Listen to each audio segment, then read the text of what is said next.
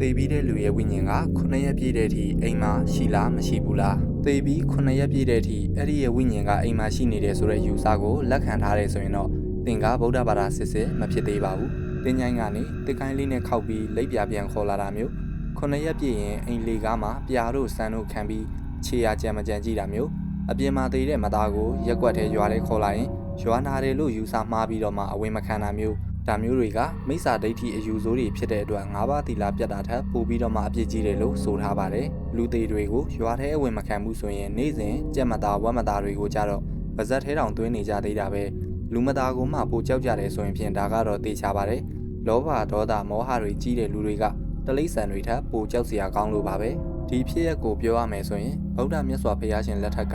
တိတ်တဆိုတဲ့ယဟန်တစ်ပါးရှိပါတယ်အဲ့ဒီယဟန်ကနမတော်ဖြစ်တဲ့လူလှူထားတဲ့သင်္ကန်းကိုဆွဲလန်းပြီးတေခဲ့ရတဲ့အချိန်မှာအဲ့ဒီသင်္ကန်းမှာတန်းကြီးဖြစ်နေရှာပါတယ်။တနေ့မှာဗုဒ္ဓမြတ်စွာဘုရားရှင်နဲ့ကိုတော်တွေကသူ့ရဲ့အကြောင်းကိုရောက်ပြီးပြန်လွန်တော်မူသွားတဲ့ကိုတော်ရဲ့ပစ္စည်းတွေကိုတင်စီဖို့လာတဲ့အချိန်မှာ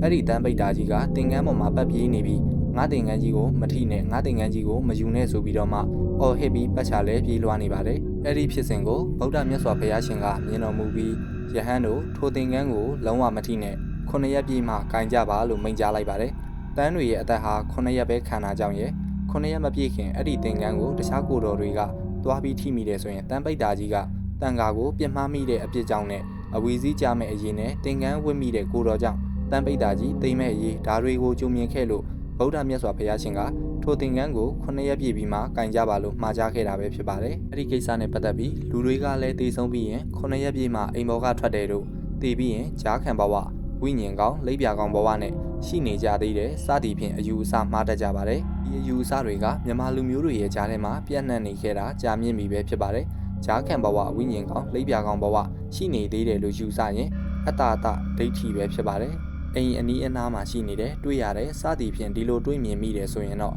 အဲ့ဒါကပိဋ္ဌာဘဝရောက်သွားခြင်းပဲဖြစ်ပါတယ်သေပြီးတဲ့လူရဲ့ဝိညာဉ်ဟာတခါတည်းချုပ်ပြောက်ပြီးမတူထူးခြားတဲ့နောက်ဘဝတစ်ခုမှာအခြားဝိညာဉ်နဲ့အခြားတတ္တဝါချက်ချင်းဖြစ်ရပါတယ်မူလဝိညာဉ်ဟာသေဆုံးပြီးတာနဲ့တခါတည်းချုပ်ပြောက်ပါတယ်အတိမားရင်အမှတ်မှားမယ်အမှတ်မှားရင်အယူမှားမယ်အယူမှားရင်တော့တရားမှားပြီတရားမှားပြီဆိုရင်တော့အပေပုံသာသွားရမှာပဲဖြစ်ပါတယ်ဂျပန်တွေရဲ့အယူအဆမှာတော့သေပြီးရင်49ရက်တိတိအိမ်မှာကတ်နေတယ်လို့ယူဆကြပါတယ်သူတို့ကတော့မဟာယာနတွေဖြစ်တဲ့အတွက်ရှိပါစေတော့ထေရဝါဒဗုဒ္ဓဘာသာတွေကတော့တရားစစ်တရားမှန်တွေရှိနေပါလျက်နဲ့တရားမမားအယူမမားစီလိုတဲ့ဆန္ဒနဲ့ဒါလေးကိုတင်ဆက်ပေးပါတယ်ဒီအကြောင်းအရာတွေကိုတော့ကျေးဇူးရှင်ပါမောက္ခချုပ်ဆရာတော်ဖရာကြီးရဲ့တရားတော်မှာထုတ်နှုတ်ထားခြင်းပဲဖြစ်ပါတယ်